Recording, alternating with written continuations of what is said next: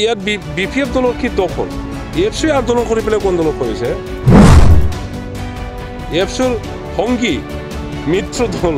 যে সেক্ৰেটাৰী তেখেতসকলে সেই ঘটনাবোৰ কৰিছে আপুনি 14 চনৰ কথা কৈছে এই ঘটনাটো কোনে কৰিছে আপোনালোকে ইতিহাসটো চাওক কৈ আছো এফচিয়ে অচুতনি দি পেলাই তেখেতসকলক কিবা এটা নহয় কিবা এটা কৰিব দিছে অল বড়ো ষ্টুডেণ্টছ ইউনিয়ন এফচি আৰু এনডিএফবি তেখেতসকলে ডিভাইড আসাম 50-50 হৈ পেলাই আজি ৰেল ৰকো কালি হাইৱে ৰকো পৰহি বন এক সপ্তাহ বন 10 দিন বন তেনেকুৱা কৰি থকা নাই যাব কাৰ চৰকাৰ আছে আসামৰ কাৰ চৰকাৰ আছে দেখকচোন আপুনি কাৰ চৰকাৰ আছিল সেইটো সময়ত 2014 দেখকচোন কওকচোন কংগ্ৰেছৰ কোন আছিল যদি কংগ্ৰেছ হয় কংগ্ৰেছৰ কোন আছিল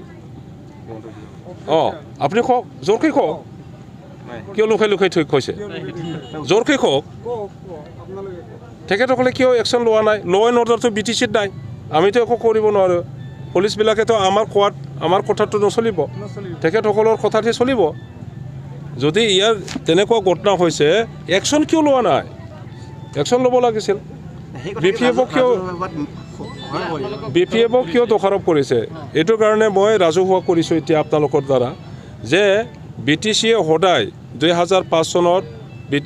বিপিএফ দল গঠন কৰি পেলাই আমাৰ নেতাসকলে প্ৰত্যেক জাতি গোষ্ঠীৰ মুৰব্বী আৰু বুদ্ধিজীৱীসকলক লৈ পেলাই ৰাজনীতি কৰিছে প্ৰত্যেক জাতি গোষ্ঠীক একত্ৰিত কৰিব চেষ্টা চলাইছে জাগাত শান্তি প্ৰতিষ্ঠা কৰিবৰ কাৰণে চেষ্টা চলাইছে আৰু ইউনিয়নৰ কাম কৰিছে তেনে সময়ত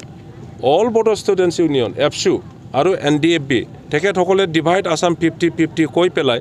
আজি ৰেল ৰকো কালি হাইৱে ৰকো পৰহি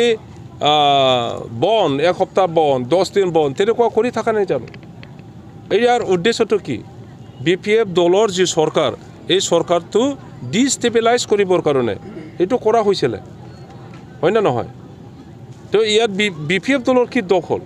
এফচি আন্দোলন কৰি পেলাই আন্দোলন কৰিছে এফচিৰ সংগী মিত্ৰ দল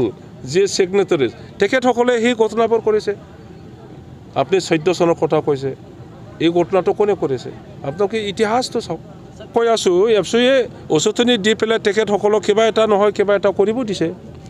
এই কথাটো লুকাই কিয় থ'ব কৈ আছে ডাঙৰ ডাঙৰ মিটিংবোৰতো কৈ আছে মিডিয়াত কৈ আছে